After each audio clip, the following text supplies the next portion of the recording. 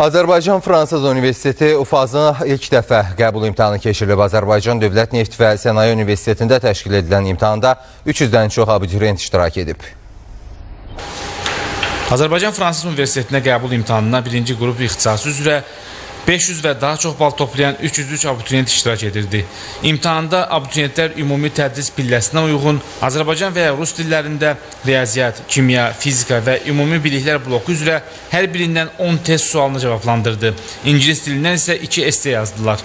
İmtahanın nəticələri iyulun 29-da açıqlanacaq. Azərbaycan Dövlət Neft və Sənaye Universiteti ilə Fransanın Strasburg Universiteti tərəfindən birgə aparılacaq tədris geofizika mühəndisliyi, kimya mühəndisliyi, kompüter elmləri, neft-qaz mühəndisliyi ixtisasları üzrə həyata keçiriləcək. Universitetin məzunları Dövlət Neft və Sənaye Universitetinin və Strasburg Universitetinin diplomları ilə təmin olunacaq. Bütün ixtisaslar üzrə tədris 4 il olmaqla İngilis dilində aparılacaq. İmtahanda iştirak edən bir qrup abituriyentlə görüşən Təhsil Nazirinin müavini Ceyhun Bayramov qeyd etdi ki, Azərbaycan və Fransa prezidentlərinin təşəbbüsü ilə yaradılan bu universitetdə yeni tədris ilində ümumilikdə 160 tələbə təhsil alacaq.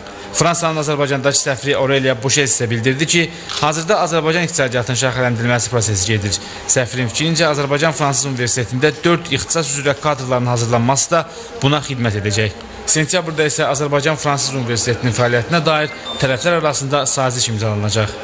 Əli Rzayev, Qurban Hüseynov, Tural Məmmədov xəbərlər.